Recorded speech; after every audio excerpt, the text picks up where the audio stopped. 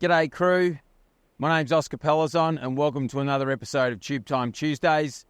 Down here at Trig Point, Banks definitely moved off the point now.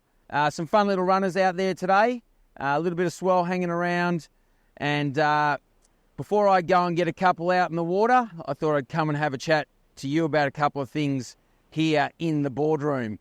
So this week, I thought I'd chat to you about what I'm noticing online, not just in the business space, but across the board when it comes to marketing.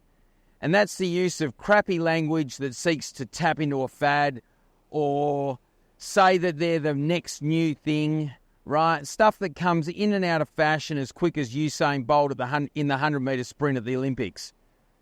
Now, some of the language seems to have stuck, and I'm going to break it down for you. Most of it, in my view, is just bullshit, trying to reinvent something that's been around for ages. And some of it is just plain horrible, with the inference it makes and how you're positioning yourself or how you see yourself, right? And I'll give you an example. I won't name the person, not someone I know personally, and I think they're situated on the east coast of Australia, and they're a sales trainer. And they said they had a revolutionary new way to sell. Remember, humans have been selling for thousands of years, pretty much since the start of time. And here is a guy saying he has something new. Now, my bullshit meter went off hard, fast, and loud.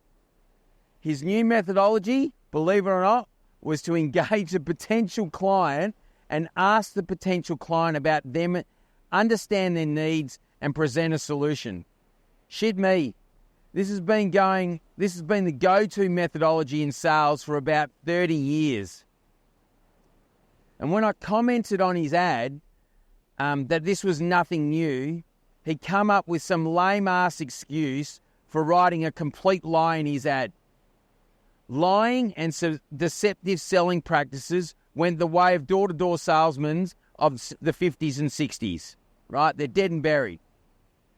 The reality is, most of what you see in business is a rebranding of an idea or process or system or strategy that's been around for most probably decades.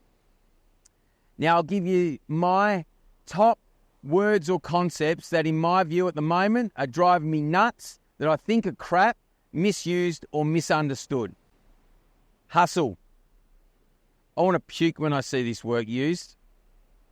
Seriously, in my mind, a hustler is someone that gains from deception or undertakes illegal activity. Alternatively, it's about working really hard and doing anything to be successful. But what comes to mind for me and what I see for most of these people that are hustling is they're frantic.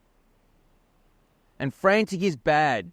Frantic leads to bad decisions, wasted effort and wasted energy.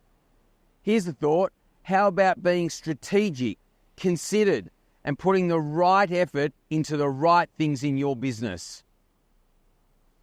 Disruption. I hate to tell you, just because you provide goods and services or have entered a new market or released a new product or you've got clear around your positioning doesn't make you a disruptor. There have been very few disruptions in the world of business. Now, some of the examples of true disruptors are Amazon with online shopping, Uber with ride sharing, Airbnb with renting out your house for short-term stays rather than going to a hotel or a motel. Most of the rest of what I see is what people are doing, and their impact that they're having is no more disruptive than a fly at a barbecue. Effortless. In the dictionary, effortless is an adjective requiring or involving no effort, displaying no signs of effort. It's easy. I can say that I haven't seen a business owner who doesn't put effort in. No matter how big or systemized or structured the business, one thing that a business owner must do is lead. And leadership is not effortless. The things you need to do require you to not just put effort in when things are good, but when things aren't, or you're not feeling well, or life's just not going how you want it to be. Having grit, having discipline. setting the example for your people. They take effort. So be careful getting sucked into chasing these things. Chasing a fad doesn't translate into success, because soon there's going to be another new fad telling you to ditch the old one and chase the new one. Here's an idea. Chase what's important to you. Build a business that stands the test of time. There's nothing new in business. It needs to deliver great personal and business outcomes. Ignore the fads, stay on course, and focus what you are wanting to build. That's it for me today. I look forward to you joining me next week for another episode of Tube Time Tuesday.